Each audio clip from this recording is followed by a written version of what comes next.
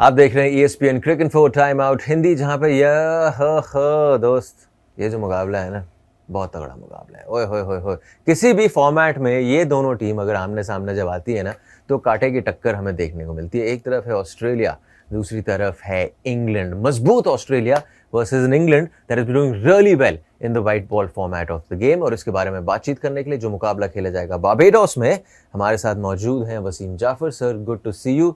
हाय hi hi hi, थोड़ी जान आ गई। अब ऐसे ऐसे मुकाबले जब आ रहे हैं, अब ऐसा लग रहा है कि विश्व कप अब शुरू हो रहा है। शुरू हो रहा है। हाँ, बिल्कुल बिल्कुल। और ये ब्लॉकबस्टर मुकाबला है जहाँ पे डिफेंडिंग चैंपियंस हैं, ऊपर से ये 50 ओवर चैंपियन है। ऑस्ट्रेलिया कमाल के क्रिकेट खेल कर आ रहा है और इस ग्रुप का बहुत तगड़ा मैच है ये। Yes. तो बहुत कीनली कॉन्टेस्टेड मैच मुझे लगता है होगा। दोनों ही टीम चाहेगी, क्योंकि ये ग्रुप में से आपको टॉप फिनिश करना है और एक दूसरे की इनकी अपनी अलग से राइवलरी है। तो बहुत कड़ा मुकाबला है। बारबेडोस में शायद पिच अच्छी खेलने को मिलेगी। मुझे ऐसे लगता है कि पिच अच्छा होगा, शायद अच्छी क्रिकेट हमको देखने को मिलेगी। सर, पहला मुकाबला जो ओमान के खिलाफ ऑस्ट्रेलिया ने जीता, वहां पे कमिंस साहब को खिलाया नहीं, ओइंग बिकॉज की थोड़ा लेट आए हैं, तो एक थोड़ा फटीग है, ट्रैवल फटीग है, तो इसलिए he was not considered for selection also. Now assuming that Cummins is fit, Nathan Ellis इनके गेंदबाज हैं, स्टार्क थे, हेजलवुड थे, इनके तीन तेज गेंदबाज। Is it a like for like swap कि एलिस बाहर और कमिंस अंदर? हाँ, ये बोल तो सकते हो आप, क्योंकि पैट कमिंस ऑब्वियसली जिस तरह से उन्होंने गेंदबाजी की है इस IPL में, डेथ बॉलिंग में बहुत बढ़िया आप गेंदबाजी करने लग गए हैं।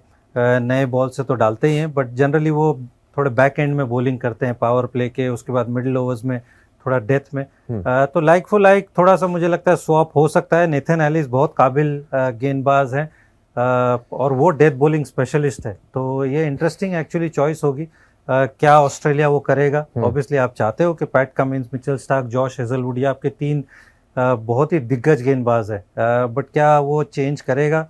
ये देखना होगा। I mean like for like swap तो है, क्योंकि आप ना हेजलवुड को आप ड्रॉप करोगे, ना आप मिचेल स्टार्क को करोगे, तो शायद हो सकता है कि गाज शायद नेथन एलिस पर ही गिरे।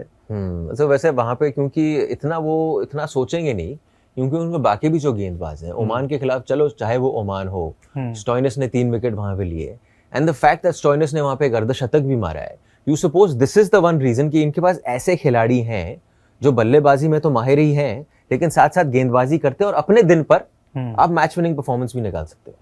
बिल्कुल, और उनके पास बहुत सारे ऑप्शंस हैं। आई मीन मिचेल मार्श भी एक वो उस तरह के ऑलराउंडर है जो कप्तान भी हैं और उसके अलावा बॉलिंग कर सकते हैं। तो इस टीम के पास बहुत सारे ऑलराउंड ऑप्शंस है। बैटिंग भी इनकी थोड़ी डीप है। No wonder, I mean world cricket में ऐसे डोमिनेट नहीं करते, क्योंकि बहुत सारे विकल्प है और उस वजह से आपको वो बैलेंस मिल जाता है। मैक्सवेल भी बॉलिंग करते हैं।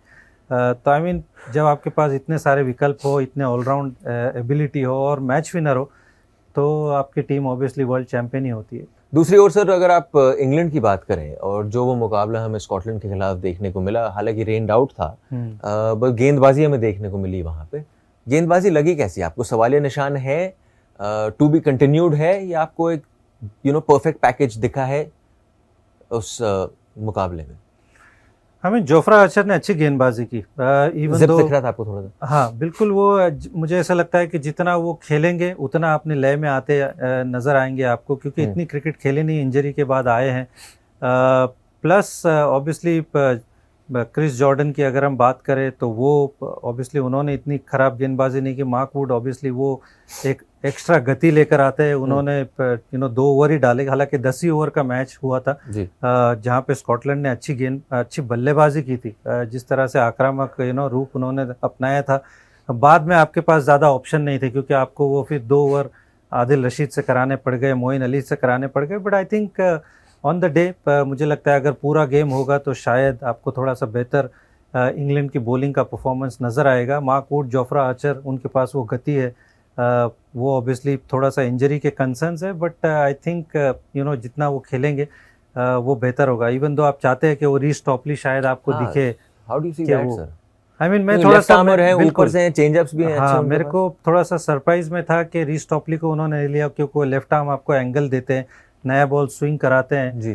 तो ये देखना होगा, क्योंकि अभी सिर्फ वो 2 ओवर उन्होंने कराया, 10 ओवर का उनका मैच था, तो क्या वो चेंज करेंगे या फिर वो सेम बॉलिंग अटैक के साथ जाता है, ये मुझे लगता है कि थोड़ा इंटरेस्टिंग होगा। जनरली स्टार्ट हुए टूर्नामेंट में ज़्यादा बदलाव नहीं करना चाहते ना, जो भी अगर आप बदलाव करना चाहते हैं अपने 11s में, आप चाहते हैं कि आप भरोसा दिखाएं और उसके बाद अगर आपने 3-4 मुकाबलों के बाद आप टूर्नामेंट में बने रहे हैं तो फिर आप बिल्कुल। और आप जैसा मैंने कहा कि उन्होंने सिर्फ 2 ओवर कराए मार्क वुड ने।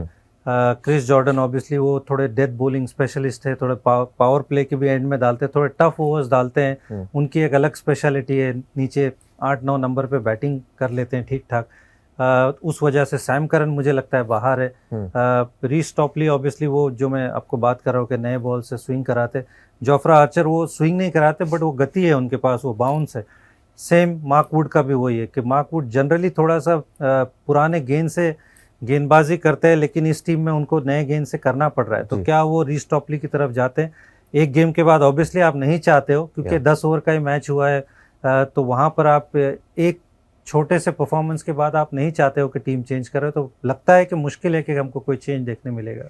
Wasim, thank you so much for joining us भाई। ये था हमारा preview looking ahead to that blockbuster मुकाबला। एक तरफ इंग्लैंड, दूसरी ओर ऑस्ट्रेलिया। आप देख रहे थे ESPN क्रिक इन्फो टाइम आउट हिंदी।